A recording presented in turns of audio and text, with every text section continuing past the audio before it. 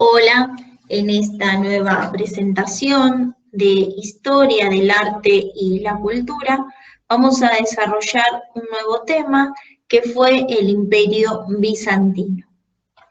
Antes de empezar con la descripción o caracterización de Bizancio, tengamos en cuenta que estamos dentro del contexto del periodo conocido como Edad Media y que se corresponde sí a la historia europea. A ver, este periodo de Edad Media, que abarca desde el siglo V de la era cristiana hasta el XV desde la era cristiana, va a tener una serie de hechos y sucesos significativos que van a propiciar que eso suceda. Entonces, lo que va a poner fin a la Edad Antigua e inicio a la Edad Media va a ser que en el año 476 la parte occidental del Imperio Romano va a caer. Como decíamos, la Edad Media se va a prolongar por esos 10 siglos de historia. En el siglo XV van a pasar tres sucesos, tres hechos sumamente significativos que se corresponden con el fin de la Edad Media e inicio de la Edad Moderna. Por un lado vamos a nombrar que el Imperio Bizantino, que es el que vamos a desarrollar en esta clase, va a caer en el año 1453 de la era cristiana, en manos de los turcos otomanos. Entonces, ese año lo consideramos como la caída del Imperio Romano de Oriente. Como segundo hecho, vamos a considerar que en el año 1492 llegan los europeos a América y realizan la conquista. Y como tercer hecho vamos a considerar la invención de la imprenta también en Europa.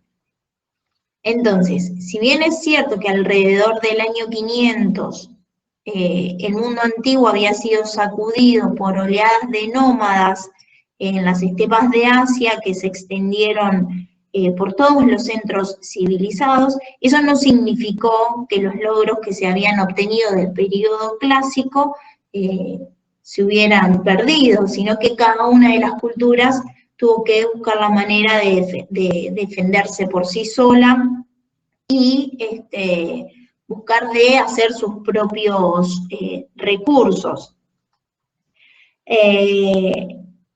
Entonces, hay que tener presente que si bien la Edad Media no fue la época más esplendorosa, sí se inició el desarrollo de la sociedad europea, que va a convertirse en protagonista del escenario de la historia posterior, de lo que consideramos la Edad Moderna.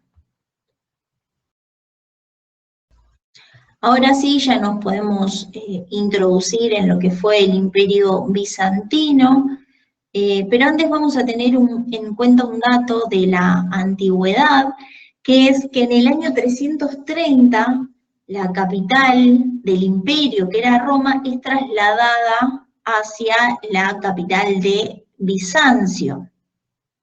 Este traslado lo organiza el emperador Constantino I, y que años más tarde esta ciudad de Bizancio va a tener el nombre de Constantinopla en honor al emperador. Luego ya en el siglo XV, mismo de la era cristiana, una vez que los turcos conquisten este territorio, va a ser rebautizada como Estambul, que se encuentra en Turquía.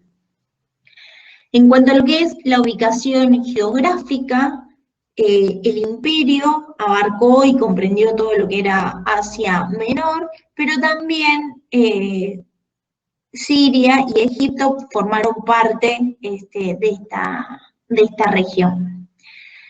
En cuanto al mapa, se puede ver una animación de los distintos momentos que comprendió lo que era la ubicación geográfica del Imperio Bizantino. En caso de que no se pueda observar, que no se pueda ver la animación, lo pueden buscar en la web porque allí está disponible. Y por otro lado, en cuanto a lo que es la ubicación temporal, decíamos que abarca en el siglo V, mientras que los gobernantes germanos tomaban el control del Imperio Romano Occidental. Bueno, por su parte en el Imperio Oriental se estaba experimentando una especie de resurrección, que va a durar hasta el siglo XV. En cuanto a lo que es la religión, era monoteísta, ¿sí? Tengamos en cuenta que todo lo que es el periodo de la Edad Media se creía en un solo y único Dios, ¿sí? Y la religión va a ser el cristianismo. En cuanto a los idiomas, se hablaban también el latín y el griego, y lo que es la economía se basaba en la agricultura y el comercio. El comercio, tengamos en cuenta que era tanto marítimo como terrestre. Y por último, algo que ya nombramos, todo el poder estaba en manos del emperador. De las manifestaciones artísticas del Imperio Bizantino, decimos que existe un periodo excepcionalmente deslumbrante durante el cual se produjo un arte extraordinario que es durante el gobierno de Justiniano, del emperador Justiniano. Y acá destacamos dos cuestiones, porque para muchos representa la culminación del mundo bizantino, pero por otro lado también es cierto que más que algo nuevo, estamos ante la época en que el arte cristiano primero llegó a su apogeo. Digamos, es el periodo en el que se construye la iglesia de Santa Sofía en Constantinopla, que se va a convertir en un paradigma mucho más allá después de su caída en el año 1453. Es un edificio donde se combinan dos tipos de uso desde el siglo IV, que es el basilical y el martirial.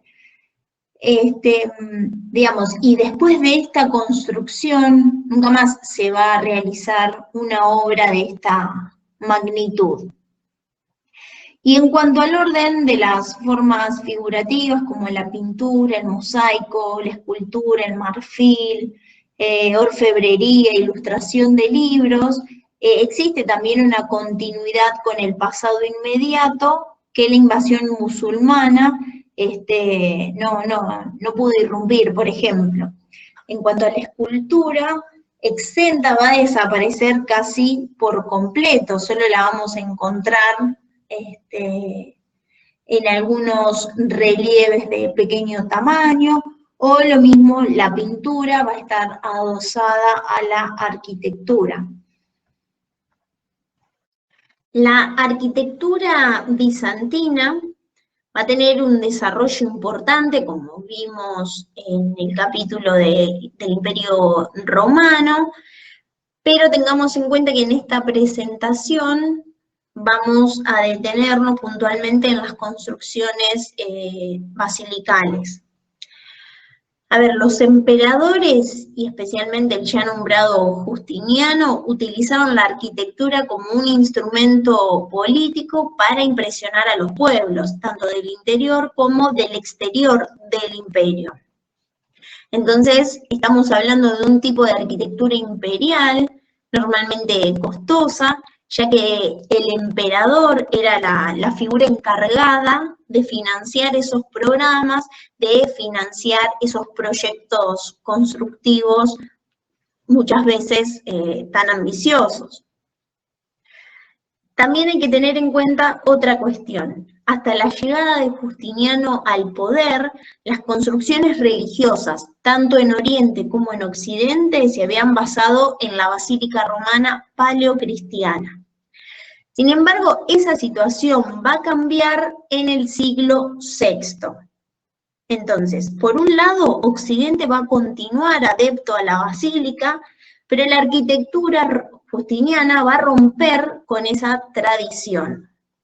Entonces, el emperador va a preferir las iglesias de planta central y abovedadas, inspirándose en modelos del Bajo Imperio Romano que se habían desarrollado en torno a los salones palaciegos, pabellones de jardines y construcciones funerales.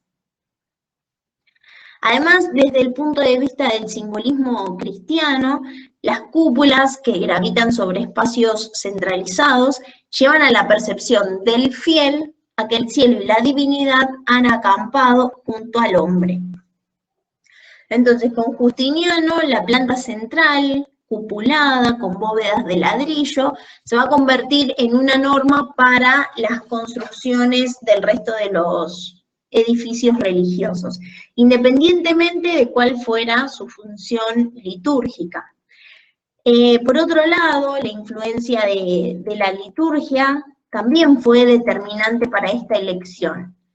Digamos, la liturgia que se había desarrollado en las costas del Egeo requería de la nave central como lugar exclusivo para el coro. Un tipo de edificio de planta central, en cambio, no requería ese tipo de separación. Entonces, la zona central estaba ocupada por el coro y el deambulatorio para los fieles.